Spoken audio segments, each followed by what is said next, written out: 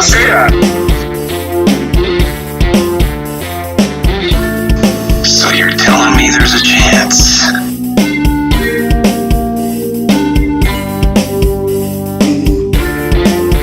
Oh, Jesus, help.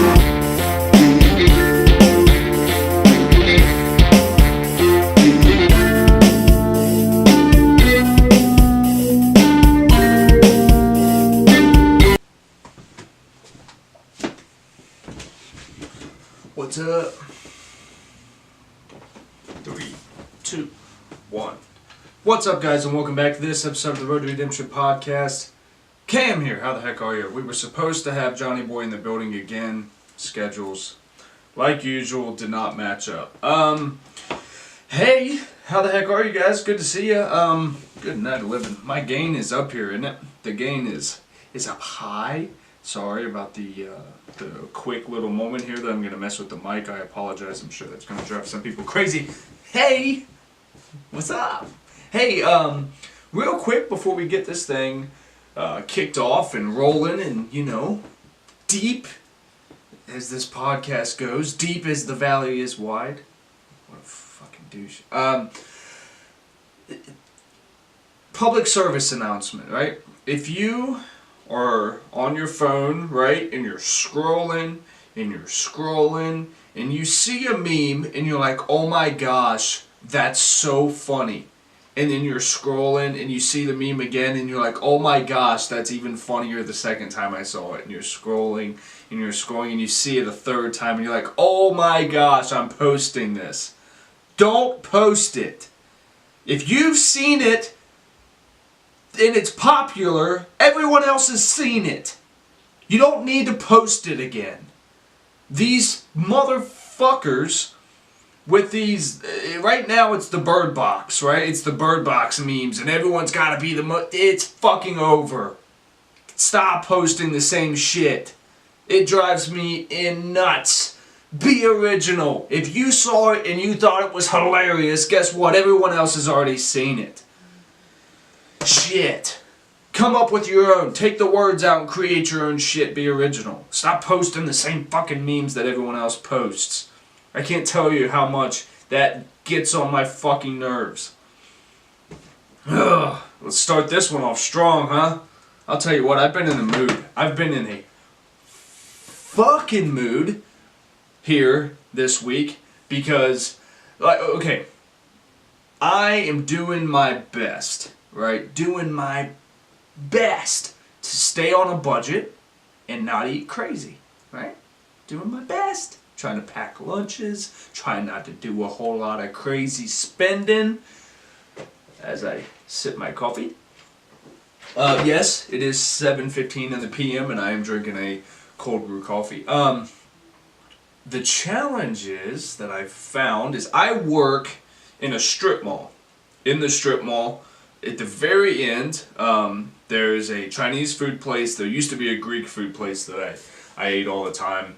And then right next to us, it's a beauty salon. And they're putting in like a gymboree play and dance place. And then they're putting in a Vietnamese restaurant in between the gymboree and the Chinese food place where the Greek food place used to be. So if I walk outside, I'm going to catch a different thing of smells. If the Chinese food place hasn't opened yet, it smells like coconut and old lady because of the salon next door. But if the Chinese food place, it's got that fried wonton, you can I swear they take their best smelling shit, like the fried wontons and the egg rolls and the General Tso's chicken, or General Tso's chicken, however you say it, and they pump that shit out through the vents. So every day I'm sitting there eating my turkey and mayo sandwich, and I'm like, motherfucker. Because I just want a good lunch. I just want to eat like crap. And it's a challenge. And I don't know how to fix it. Yeah, I'm working on being more mentally strong this week, but when it smells like old lady and coconut, alright, I'm cool with that. I'll pass. Not hungry, thanks. But when that fried wonton gets to kicking in the air, man, I'll go to take the trash out, or I work in a cryo chamber facility, so I have to empty the humidifiers, and I'm not pouring it down the sink. I just open the back door and pour the water out from the dehumidifier. And I'm like, oh, that smell. It's like walking through a mall food court and you just smell it and you're like, oh. And I'm really hungry. I've only had a turkey sandwich and some chicken tenders today. We're working on having a very strict budget here in the Williamson household. We're trying to really lock down the finances because, like I said in past episodes, I've gotten ourselves in quite the scurvy because I've invested a lot into starting this up. What you've got to do, you've got to invest in yourself and you've got to invest in the things that you want. But I may have overdid it a tad bit. May have overdone it a little tad bit.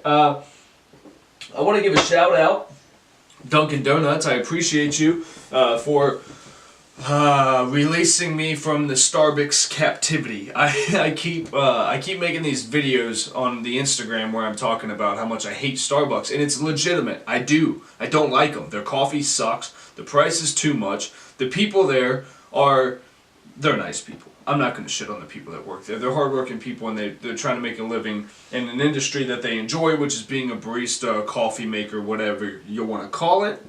But thank you, Dunkin Donuts. Your coffee is delicious. I'm drinking a straight black cold brew coffee. I usually toss the nitro in it, but I don't need that kind of caffeine so late in the day. But I was starting to get kind of a caffeine headache. I quit dipping, everyone.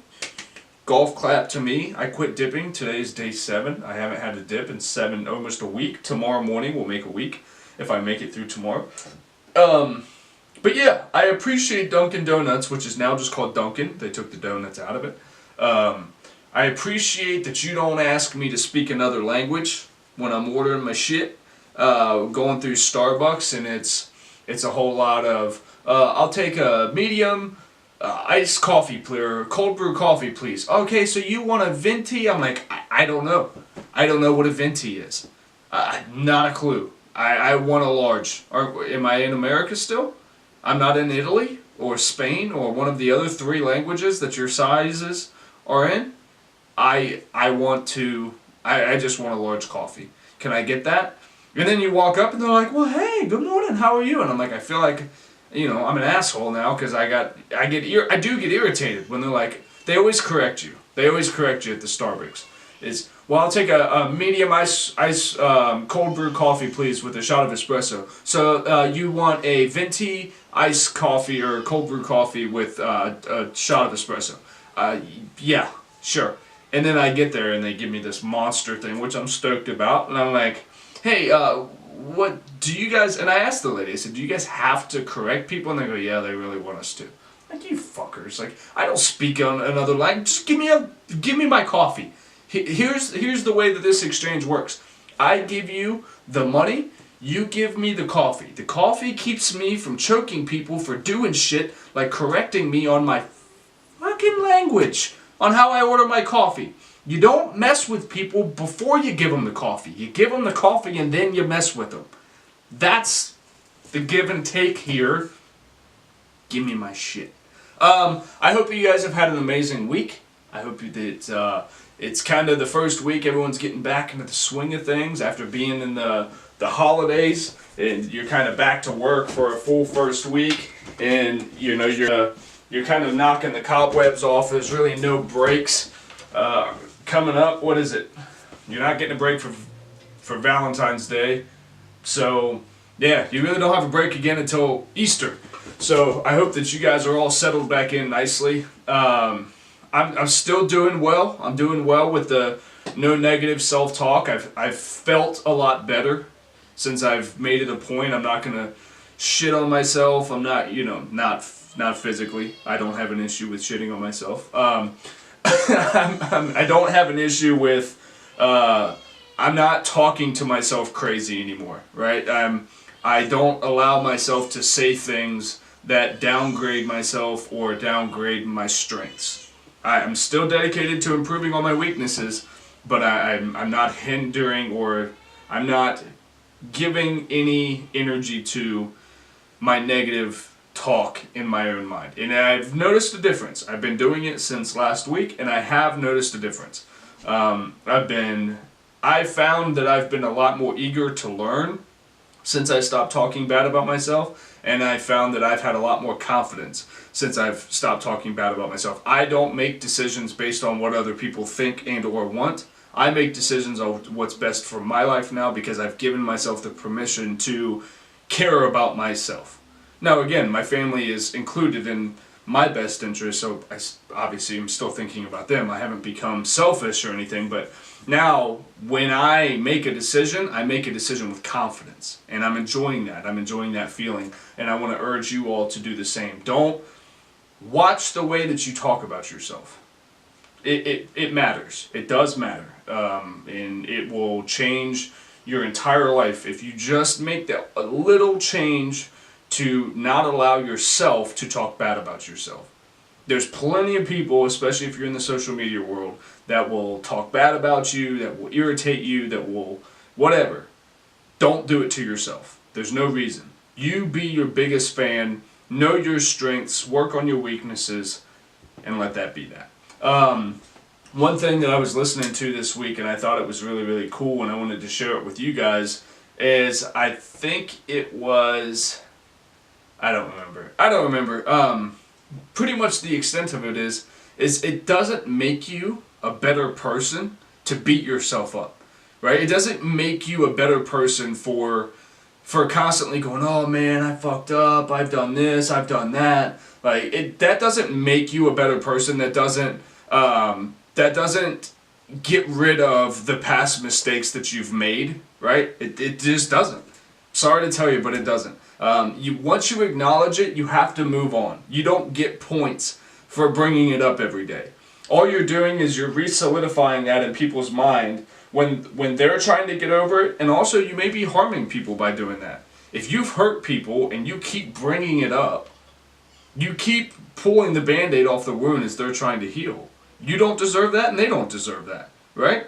So I thought that was pretty helpful. That I do that a lot. I like to talk about my 3 DUIs and this because I don't ever want people to forget, but it's not even that I don't want people to forget, it's that I don't ever want to get to a place where I'm actually starting to, this is all subconscious. I notice that I bring up my DUIs because I'm afraid that the day I stop and I just talk and I don't bring up my past mistakes, I'll have a really great episode and someone will go, huh, yeah, man, I mean, that'd be cool, and I wish I could get into this guy, but what a piece of shit he is, right? 3 DUIs, why would I listen to him? So I bring it up, so that way I can get that out of the way, and then talk, and then I've given myself that, I've given myself that disclaimer. Hey, I know it's here, I know what you could say about me, and then I talk.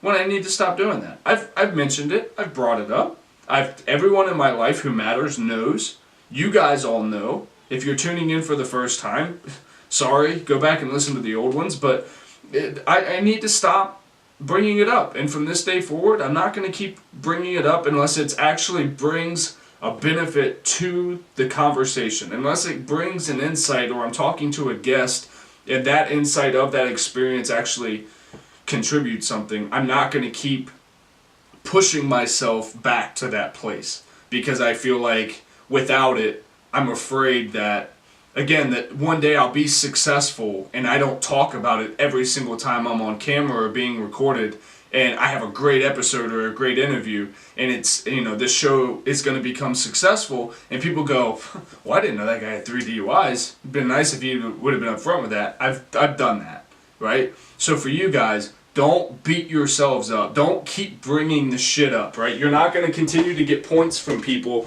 because you keep bringing up the things you did wrong. You're only going to refresh it in their minds, and that's, again, no good.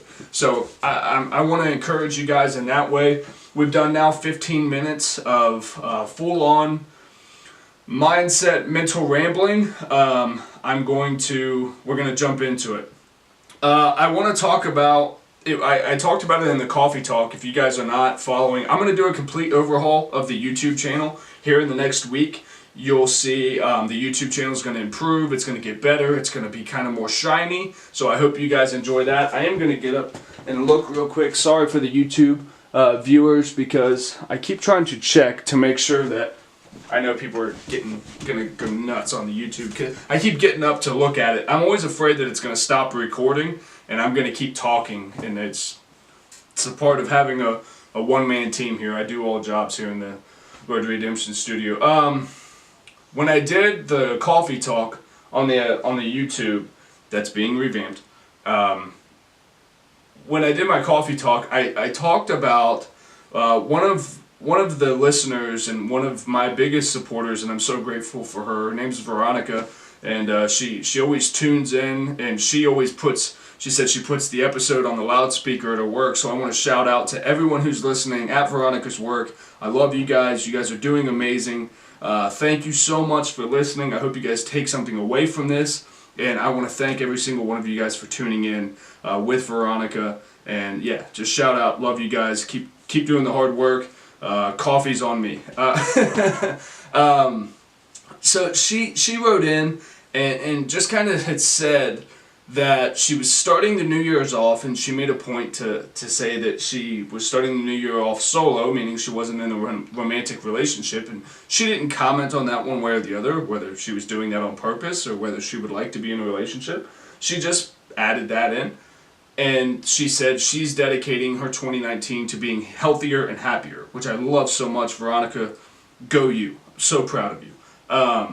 To me, it sparked in my head, because sometimes I notice I can come off as selfish sometimes, because when people talk to me, I then turn around and go, oh, well, I would have this, or when this happened to me, I did that. And sometimes I feel bad after leaving an encounter with someone, because I'm like, damn, I talked about myself the whole fucking time when they didn't need that. They were talking about them, and I tried to give a lesson. And I told a lesson, really, but I did it about talking about myself. And that's not because I like talking about myself, but the only things I know come from the lessons I've learned in my life.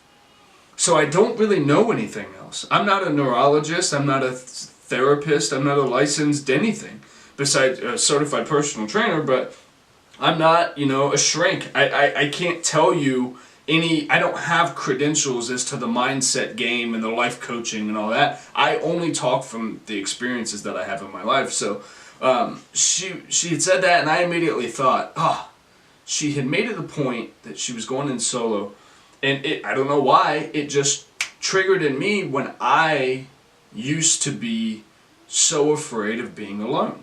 And I remember it. It's a big part of the reason that I got married the first time, was I was just afraid to be alone. I didn't want to feel like nobody loved me, whatever. It was a very vulnerable time in my life. And I remember towards the end of my deployment, before I even met Nicole, I had made the solid effort. Right now, again, I came out of a very bad relationship, so I was good being alone. I was like, hey, peace and quiet is what I'm kind of after at this point. I was like, you know what? I may live on my friend's couch for 2 years, but I'm going to get my life together. I'm cool with who I am right now. Now, obviously, over the last 3 years, I've learned I had a lot of growing up to do, but I was okay finally with being alone. I knew what my hobbies, my interests were. I knew that I was going to be okay, and I didn't need the gratification of someone else. I think a big part of my failings as coming up is I was always a very needy person, even with friends. I'm still kind of that way. I'm a very needy person. I want your attention. I want to laugh and joke with you, and I want to do it often. I enjoy our encounters together. I enjoy our time together. I like the way you make me feel. Hopefully you like the way I make you feel. The energy's always good with my friends and family. I want that a lot. I call my mother every single day. I call my father as much as I can. I want to be around my wife as much as I possibly can. I call my best friend every day. Some people are probably like, wow, that's a lot. That some people would see that as very needy. Maybe it is. But to me, I've gotten over the simple fact of not wanting to be alone. And it wasn't until I came to that place where I was like, you know what, I'm good. I'm cool being alone. that I found the true love of my life, because I as much as I love her and everything like that, I didn't need to be with her for my own happiness. It wasn't until I got to spend time with her that I figured out that I loved her, and then I loved spending time with her. But it wasn't a thing of like where it was like, if you leave me, I'm gonna die, or nothing like that. It was a healthy beginning. I wasn't, and I can't remember the word. I wish I freaking had my alpha brain in here because I haven't taken it. I wasn't dependent on her for my own happiness. I was happy. And I think that's something that a lot of us, we can struggle with, because it feels good to be in a relationship. That, especially that new part of the relationship, when you're falling head over heels for each other, so it feels like the energy is new and it's exciting and you have no idea, and let's be honest, that's usually when like the sex is wild and it's crazy, and that that's the fun part of being in a relationship with people. Is it's all new, you're figuring each other out, and it feels like you're in a tornado of chaos, right? But it's all good chaos. But that's why when relationships go bad in the beginning, that's why it hurts so much, because it's all just high level emotions, and you're 100% invested in especially in the honeymoon phase of things, and that's where people get hurt the most, because then you find, especially if you're like me and you do invest everything full on, because I've always been that way with friends, family, romantic relationships. If I'm in 100%. And there's no other, and I did it to a fault too, it would be a thing to where it's like, I'll do anything for you. And I did that to a fault because I lost myself in it. So I was telling during the coffee talk, is you're in a great place if you're going into 2019 single, because you now have that opportunity. You can do whatever you want. You can be whoever you want. If you want to get up and go to the gym 7 days a week, you don't have anybody else's schedule to adhere to, unless you have kids. But if you want to skip the gym and stay home and do Netflix, you can do that. It's your life. If you want to meal prep, or you want to take yourself out to a movie, you can do whatever you want. You really don't have to consider whether someone else would like the plan that you have set forth in your night. That's awesome. And I realized, as afraid as I was of being alone, or sitting in a room alone and just watching a movie by myself, I love it. I love my wife, and I would always spend time with my wife over not spending time with her. But when I'm in a place by myself at my job, I'm alone a lot of the time. I sit in an office by myself a good amount of my day. I enjoy it because it gives me time to work through shit. It gives me time to think. I don't have to, pull a mat out and sit and meditate. I can turn on meditation music at my job, and I can just sit and be for a minute. That used to scare the shit out of me. To just sit and be for 5 minutes would have been, oh my God. I would have been so far down the anxiety panic attack track that my day would have been ruined. Back when I was younger, if I would have just been for 5 minutes, I used to get up and run out of the physical location I was in. I would sit in my apartment by myself, and I would get up and physically run to my car and hurry to get to a bar, so I just wasn't alone anymore. Because then I could talk to you, and I would sell you on me, which is what I think a lot of people like myself do, is when you're afraid to be alone, you're constantly selling yourself to other people. And sometimes it's not even true, the shit that you're saying, but you just want to feel that love and feel that connection, feel that acceptance from other people. You'll say and do anything. You'll drink to excess, you'll tell stories, you'll act like you have hobbies that you don't, or you genuinely, I remember sitting in bars and people would be like, oh yeah, I love to go hiking and this and that, and I'd be like, dude, I would love to go hiking with you. No know the fuck I don't want to go hiking. I don't like shit like that. But I would have done it, and I would have gotten all into hiking if that meant that I would have had a friend, because I didn't want to be alone. So you're in a great place, and if you, on the flip, I talked about this on the Coffee Talk episode, if you are in a relationship, I want to strongly advise you to get back, always be in that place where things are new and exciting.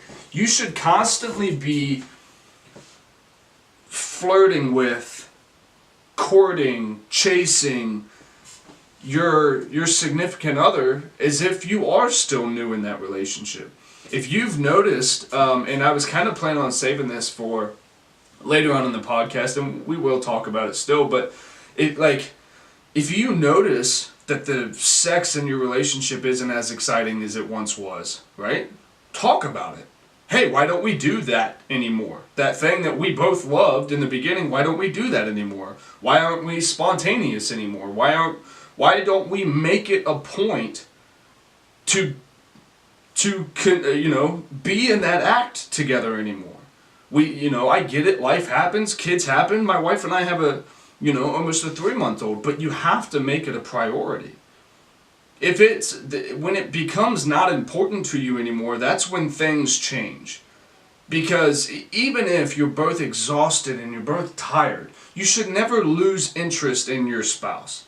Physically, mentally, emotionally, anything. You should never allow yourself to become so disinterested that it doesn't even occur to you. Especially the act of physically being together should never leave your desire. Now, in the realm that I'm in, professionally, I work for a hormone therapy clinic. So I witness people who have I always use those words wrong. They have a genuine interest in their spouse, but they've noticed that their drive to be physically connected with them and have sex with them goes away, and they're like, well, what the shit? That's not me. I want that. Why do I not have that sex drive, that desire? What's going on? And that's when they come in and they get their levels checked and they go, well, hey, this is why. Due to whatever reasons, maybe your diet's bad, maybe you haven't exercised, maybe stress. Stress is a big one. Your levels are all jacked up. That's why you don't have a sex drive anymore. And it's all about being the best version of yourself. Once you become the best version of yourself and you get your levels straightened out and you're on a diet that works for you, and I say diet just as a plan of eating, when you have all those things and you're taking care of yourself and you're intellectually stimulating yourself and you give yourself that 30 minutes a day to just be you and do the things you want to do, all that is a part of being a healthy individual. Once you're a healthy individual, you can then be a healthy spouse. You will never be the best version to your partner that you could be until you're the best version to yourself. So, I say again, and I'm emphasizing the physical nature of a relationship right now because I know that's a part that a lot of people struggle with, that a lot of people don't want to talk about. Right?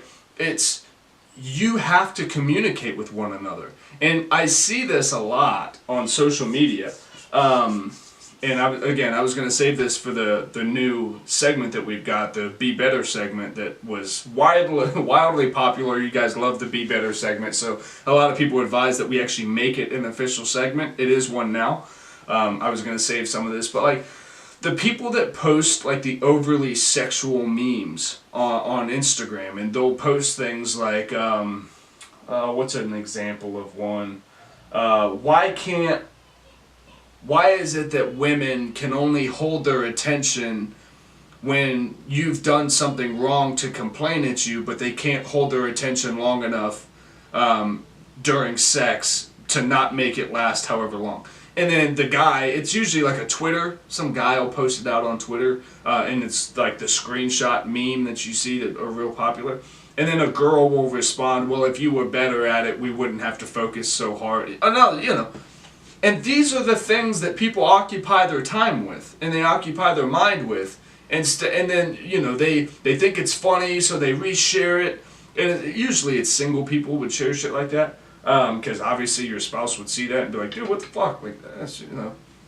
But as single people, you share this kind of stuff, and then you go, well, I don't know why I can't get a good person. It's like, well, look at who would want to court you or spend time with you when you're sitting there talking about all mankind suck at sex. It's like, well, maybe just everybody you've messed with ain't good at it. And maybe it's because you post shit like this on the internet that they're like, well, I don't want to be involved with you.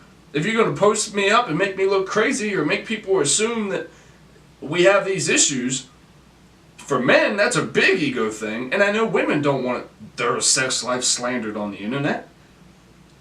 It's just, you know, people think shit's funny, but people look at that. Your social media is your resume. It's not just your resume for professional interactions. It's your resume for potential relationships in the future, both romantic and friend-wise. It is a business resume.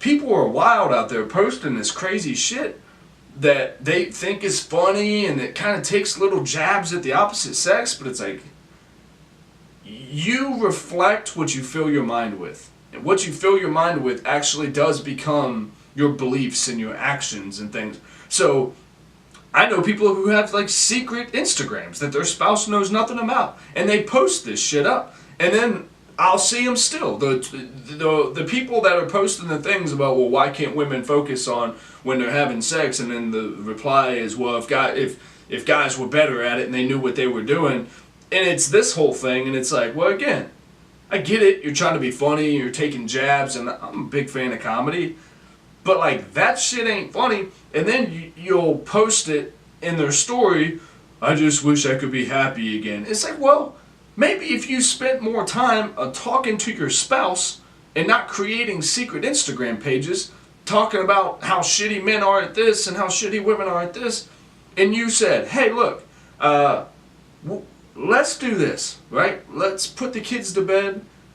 Let's do something like we used to do. Let's make it a point to have cook a dinner, watch a movie, engage in sex at the end of the night. Hey, it's been a while since we've done this. Remember when we did this in that hotel room that one time, and that was, remember that? And then you kind of look at your wife a little, a little starry-eyed.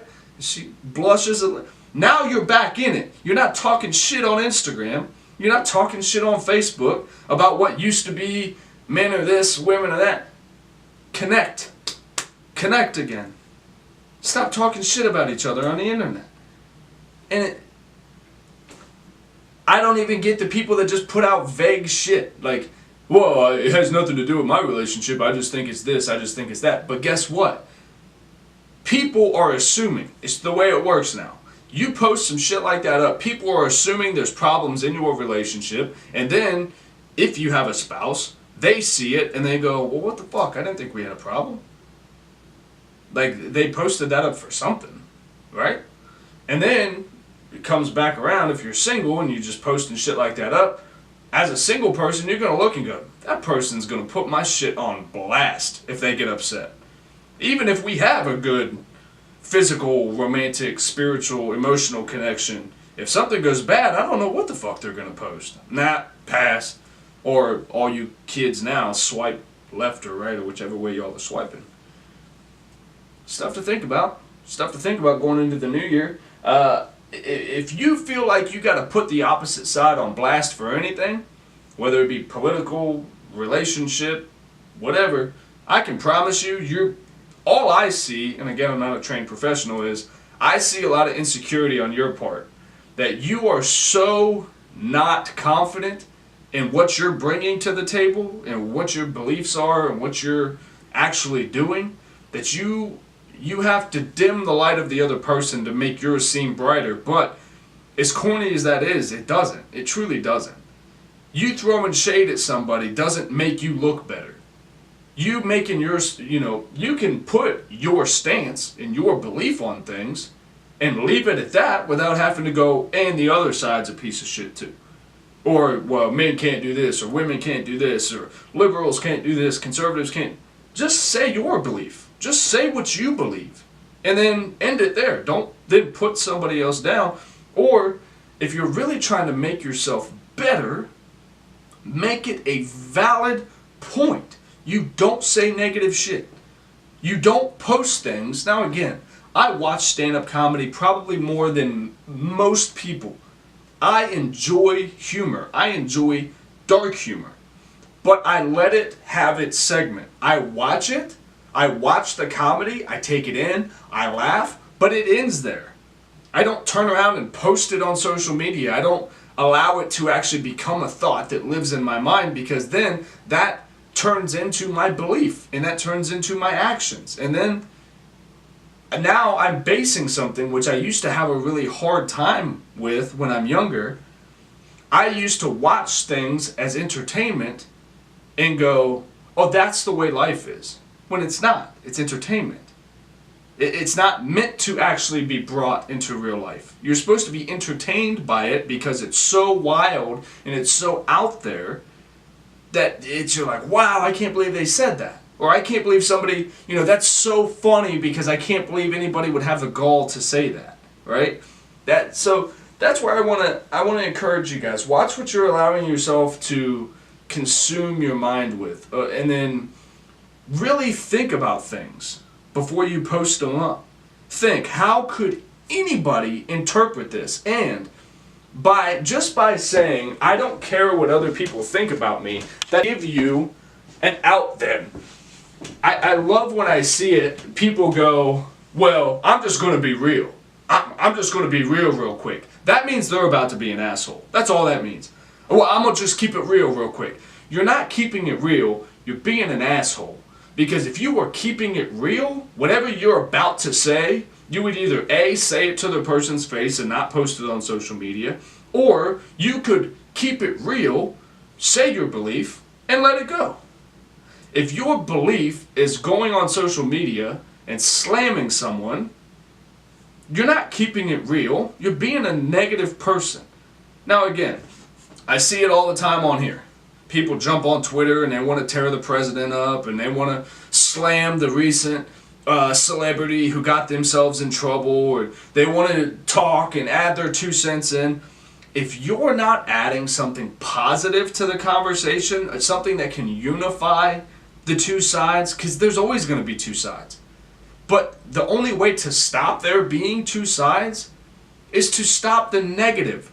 If you think that tweeting it at our president right now, here in America is Donald Trump, if you think tweeting at him that he's a piece of shit and he's an idiot and he's a bigot and he's this and he's that, and you're retweeting that, they're going for impeachment on him and all this shit, if you think that by doing that you're helping or you're solidifying his position to either be impeached or stay in office, you're not.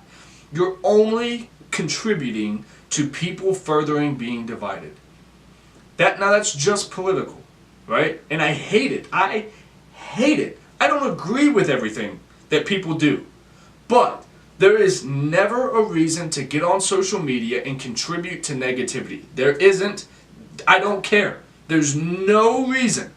I've seen shit here in the town that I live in. We have this page, and I unfollowed them because they post up people's mugshots, and they post up the worst shit. Child molesters, murderers, all this shit. And then you go to the comment section, and it's people, well, good, I'm glad they got this piece of shit off the road. It's like, okay, that person made a mistake. They just had their lives put on blast. One, everybody's innocent until proven guilty. But you've now posted their life up, a bad spot in their life.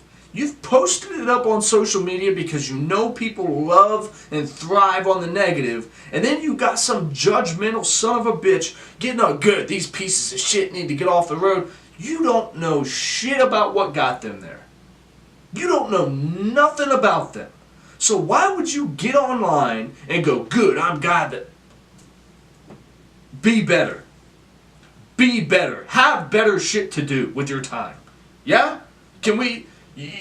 that's all it says to me. When I see people that do that kind of stuff, that I see a miserable person. You don't have shit else to do. And that's sad. That you care so much that either the president did this, or this guy got locked up, or this celebrity got in trouble for saying this. If you genuinely get on there and go, well, good, I'm glad Kevin Hart's not hosting the Oscars. You have real issues in your life that need to be addressed. You need to find things that matter to you. You need to make genuine connections with people. Because here's what the normal, healthy people are doing. They see things and go, ah, damn, man, that's unfortunate. And they move on. They may talk about it over lunch and, hey, man, did you see the article? And yeah, man, that's wild. I can't believe, that happened. Conversation about a subject is perfectly fine. But when you're getting on solely to slander someone or something, not right. When you have time to take a slam at Donald Trump, go to the voting polls and vote against him. When you have time to slander your thoughts about what a comedian or a celebrity says, don't buy their shit. Don't go watch them. Don't support them in their venture of being in entertainment. That's it. You don't have to then go and make sure that everyone knows that I don't like it when he said this, and I really don't like that he has this view. Guess what? He doesn't give a shit. They don't care. They genuinely don't care what you think. If you want to make a difference, take an action. Anything else, it's like what we were told from day one. If you don't have something nice to say, don't say it. Why? It does nothing. It does nothing to be negative. Nothing but make you a shittier person. Make you a more darker, hardened person in your heart. Remember that next time you see something that really lights a fire up under your ass, and I'm gonna tweet that out, or I'm gonna repost that, or I see it all the time, and I've talked about it 1,000 times with the fucking scammers on Instagram. People are posting these pictures. Fuck you, Nigerian scammers. It's like, you're the only one falling for that. No one else believes when they get the DM, hi, my beautiful goddess, you are queen, get the fuck out of here. That's not a real person. Block, delete, next. Everybody gets them. You're not special. They're not targeting you. Promise. Wipe your hands of it. They're not only targeting you. Everybody gets them. Stop with the negativity. Stop with it. They can't wait to post it. Yeah, fucking scammers. I'm not sending you any money because I know who you are. Everyone knows who they are. You're making yourself look dumb. Next topic.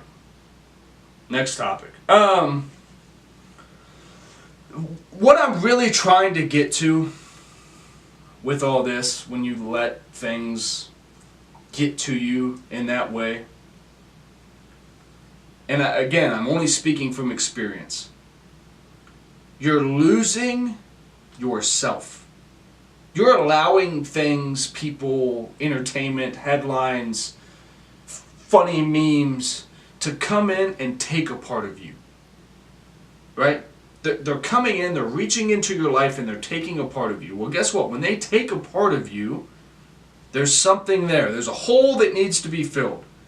So now they've taken it, they've taken your time, and now you give your attention to it. What's filling that hole but negativity?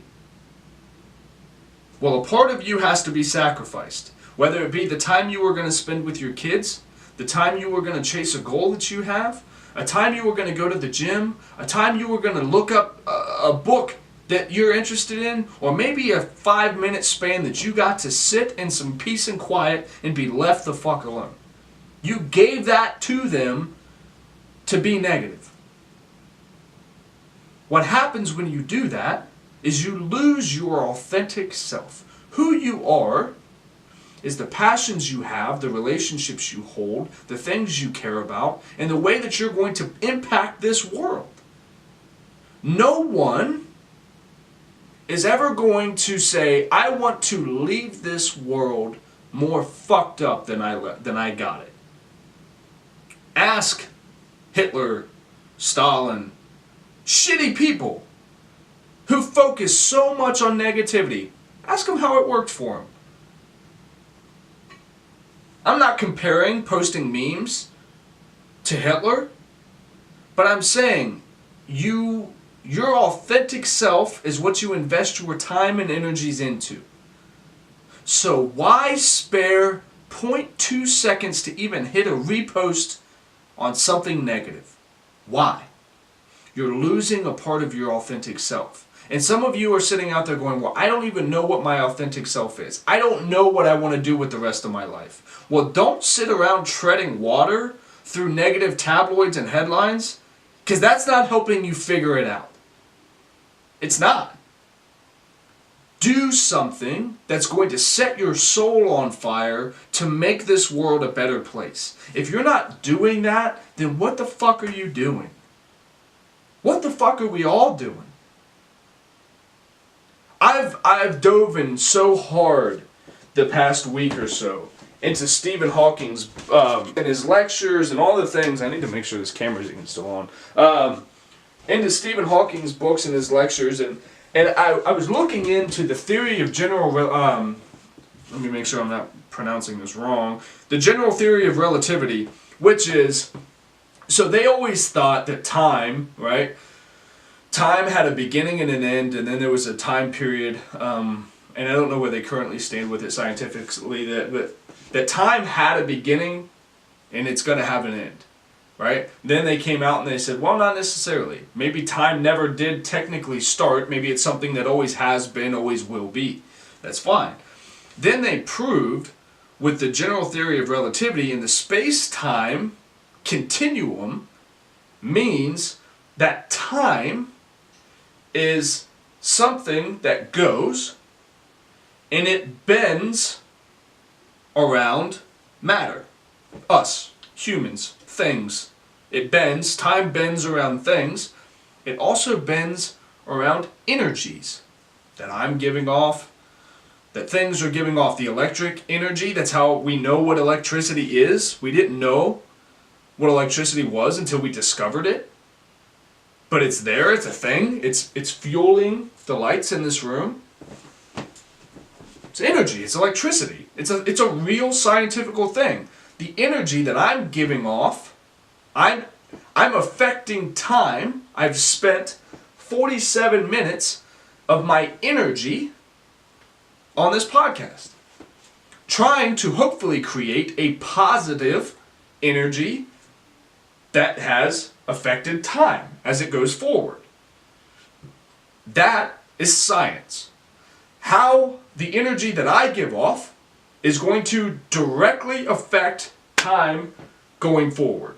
For myself, for you tuning in, for people that may not have even discovered this and won't discover this episode 10 years from now. But that makes this podcast, this time, infinite. Unless time ends, or the platform ends, this moment in time, the energy that I created, hopefully positive, even though I got worked up, it's out of passion, this time cannot be changed now.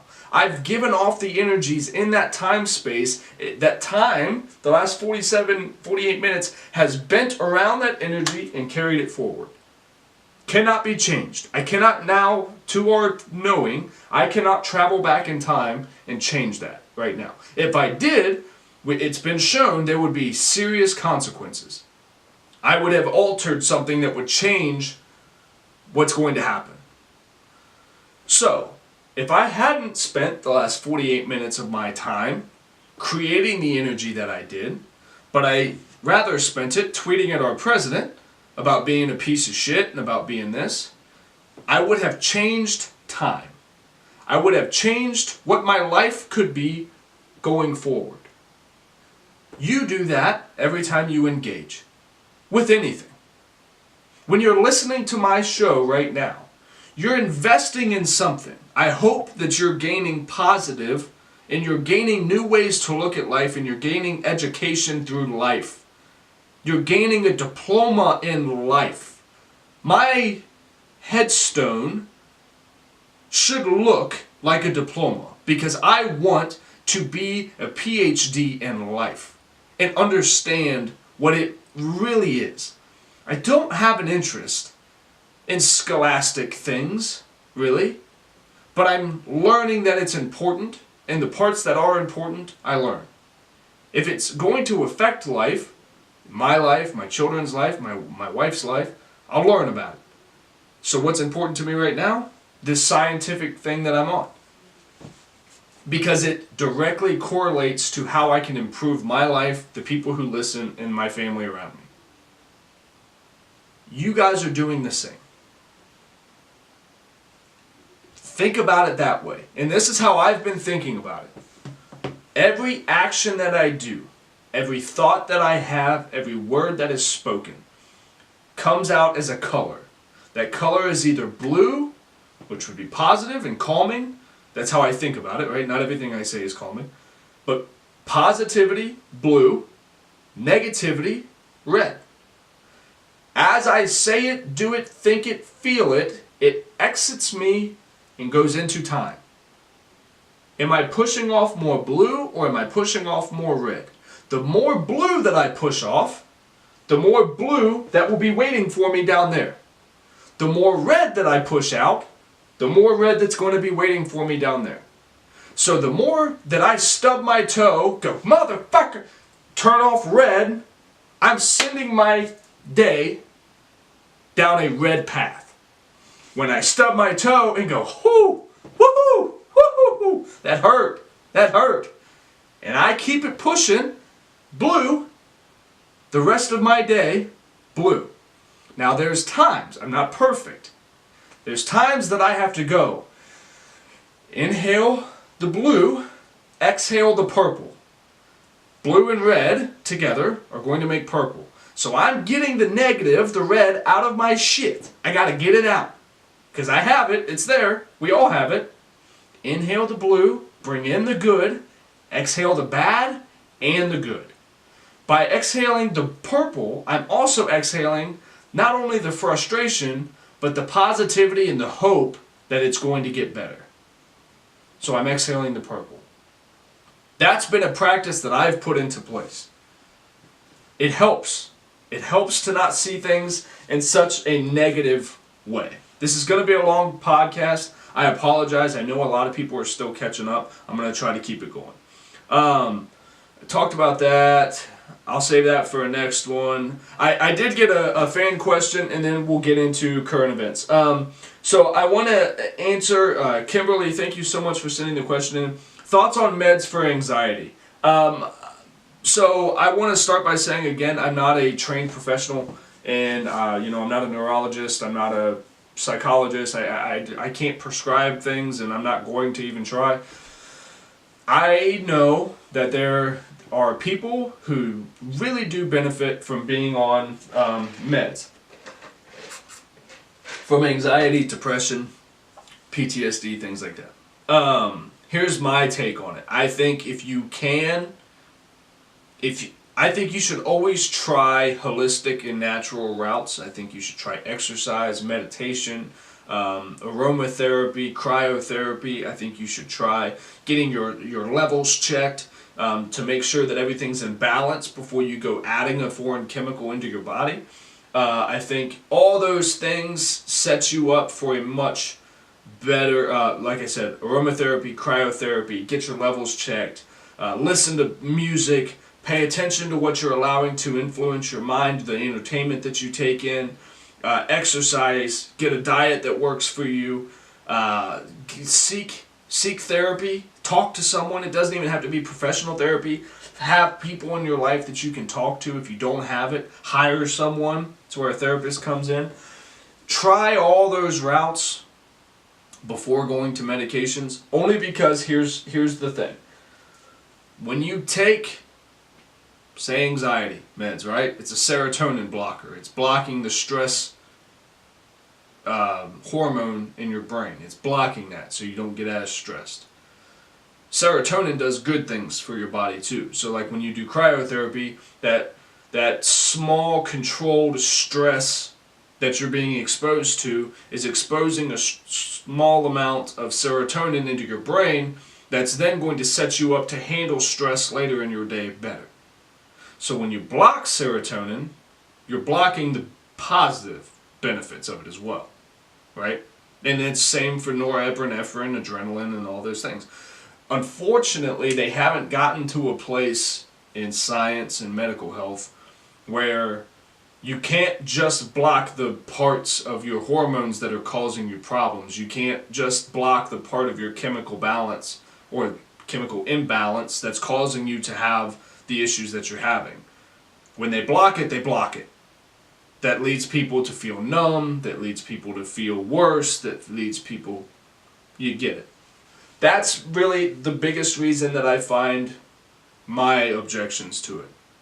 Some people get to feeling really worse because it dampens melatonin, serotonin, norepinephrine, all of them. All the ones, and I'm completely blocking on the ones that make you feel good. It blocks all those. So that's my opinion. I think if you can attempt holistic and natural type healings and talking to people and connecting yourself with who you really are, finding your hobbies, don't lose sight of your authentic self. I think if you can connect with the root of who you are and connect with the universe to however that works for you, whether it be going to church or walking outside barefoot or listening to a song that takes you to a place that you just feel more connected with whatever it is that we're all living in, do those things. But again, if meds work for you, I'm not knocking that either. So, Kimberly, thank you so much for the question. I really appreciate that. Again, talked about being a huge, and now we're in current events. Nancy Pelosi was sworn in as the Speaker of the House. I know people feel all sorts of ways about that. I just don't think Nancy Pelosi is a good human being. Don't give a shit about her politics. It's been proven too much that she's a liar. As the Speaker of the House, she's third in line. So if Donald Trump goes out, Mike Pence goes out, Nancy Pelosi is now our president. That's scary to me just because I've seen so much corruption. I've seen so many lies. I've seen so many things. That's scary to me as an American, but it's just my opinion. I don't ever believe in being on a bus and wishing ill on the driver. So, like, if she was our president, or since she is so close to having that position in office, I wish her nothing but the best. I hope that she does this well, and I hope that she really does take this on and make real positive changes about that. I do wish her the best. I hope that she shocks myself and other people who are doubting her. Louis C.K. got himself in trouble again. My hair is itching me like crazy. Louis C.K. not even got himself in trouble. I honestly think this got more people to support him than they were prior. He did a set. He's been doing these pop-up sets now since he got in trouble. And it was a 50-minute set. And people really got outraged about the part where he was saying that... Let me make sure this is still going. The part that he said he was making fun of kids that go to high schools that have like mass shootings. And he's saying that he's seeing it online. These kids act like they're cool after they've gone to a high school where a mass shooting happened. You know, they think that this gives them a right to say things and, have an opinion on things. Now, remember, Louis C.K. is a comedian. You don't have to necessarily agree with what he's saying. He makes a big part of, especially him and his act. I think Louis is funny, but a lot of what he says is outlandish. It's vulgar. It's that thing that I was saying before. You listen to him and you laugh mainly because you're like, I can't believe someone would say that. But to a point, I get the irony that he's talking about.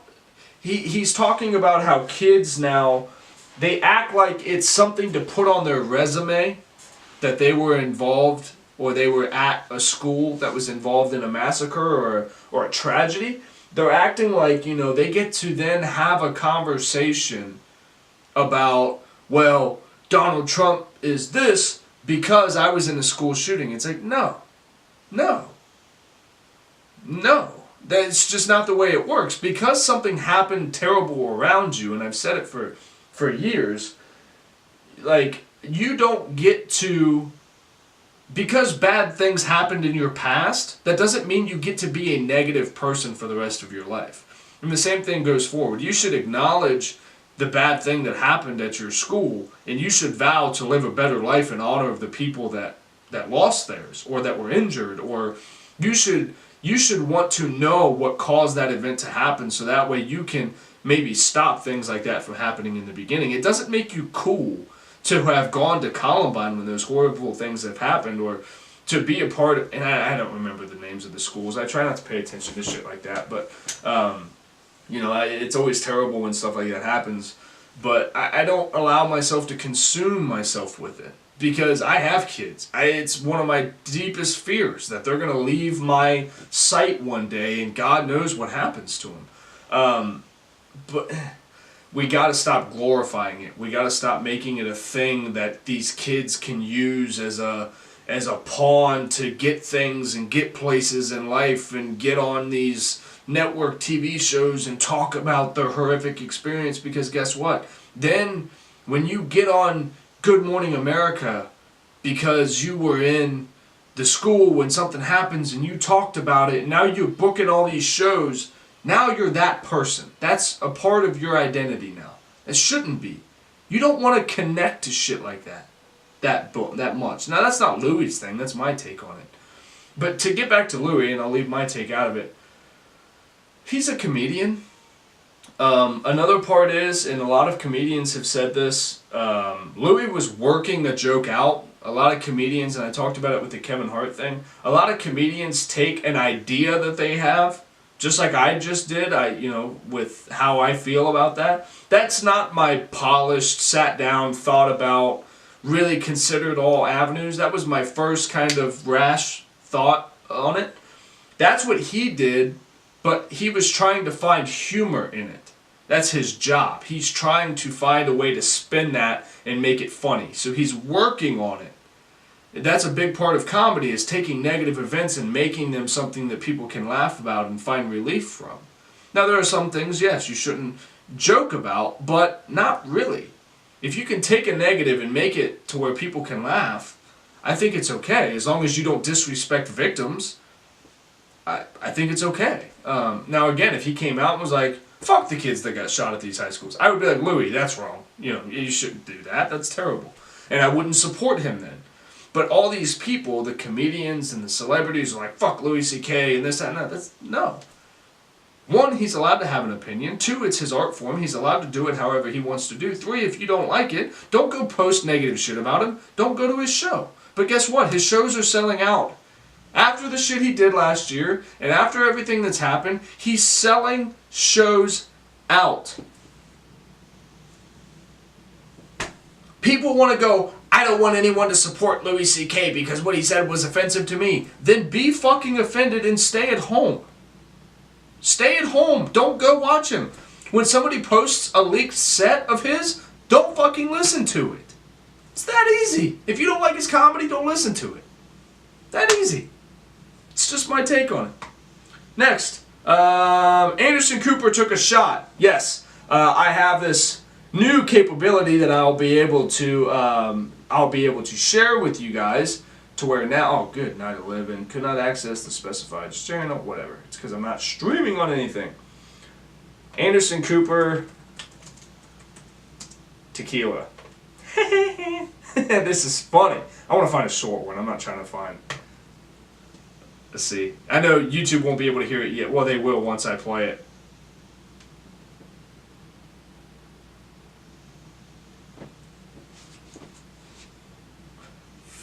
His face when he takes the shot is hilarious.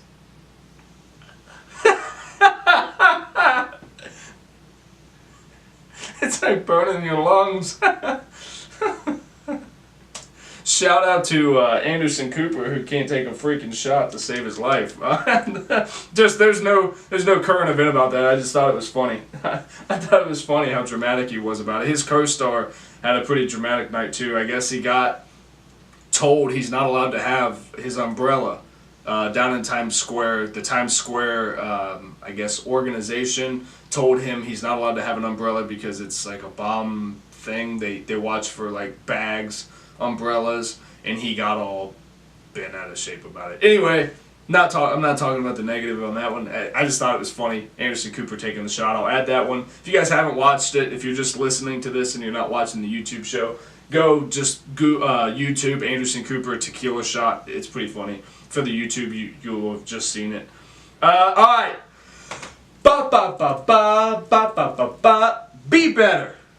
Be better. Here's our brand new segment. I want you guys to send in situations, people, things that you think just need to be better. First up, Target, Kohl's. Be better. Okay, let's talk about this as a husband, as a father, as a son who spent many years in Kohl's and in Target with my mother. Target, Kohl's, be better. Have a place for guys. Have a section. You've already got the section in the fitting room. It's got a TV. Put Joe Rogan's podcast on. Put ESPN. Put a little... Okay. As a husband, as a father, I'm about to drop money in your store because myself, I'll buy stuff too, but my wife and my daughters are about to get something. It's usually going to cost $50 to $100, $200 if we're school clothes shopping. Put a little fridge where I can get a Sprite. Well, I'm not expecting you to have yerba mates or coffee. Coffee would be great. Have a little fridge where I can get a soda, a Dr. Pepper. Put the Joe Rogan Experience on TV. Help a brother out. Be better. Next thing's next. Over sexual Instagram posters. Already talked about that one. Guys, be better. Let's not take cheap shots at the opposite sex that really don't reflect anything on the opposite sex, but they only reflect the shitty relationships you've had in your past. Be better. Next thing's next is, and I'm going to end it out with this one. There was a 28-year-old woman who stabbed her parents because they denied her taking her to Outback Steakhouse. This 28-year-old woman was from Florida, and she asked her parents to take her to the Outback Steakhouse. They denied. They said, no, we're not going to Outback Steakhouse. She started by flipping over a glass table in their dining room and then proceeded to stab them. Ma'am, you're insane. Parents, be better. You raised a psycho. You got stabbed over the Outback Steakhouse? It's not even that good. Getting stabbed over Texas Roadhouse, I get. You got stabbed over the Outback? Parents, be better. Don't raise psychopaths. Guys, I love you. I want to thank you so much. Thank you for last week. I asked you guys to start liking, leaving reviews. We've got all that. You guys started liking, downloading, all that. Let's keep it up. Please, if you're listening to this right now on iTunes, please go leave a review. Make sure you've hit the subscribe button. It means a lot. Anywhere that you listen, please make sure that you're following, subscribing, whatever it's called on the platform you're listening. If you're watching me on YouTube, it means the world if you'll just click the subscribe button. You don't even have to hit the bell if you don't want. The bell will let you know every time I upload something. If you don't want to hit that, I understand. We got enough notifications on your phone. If you don't want me to be one of them, I get it. Just please hit subscribe. It helps me out a lot.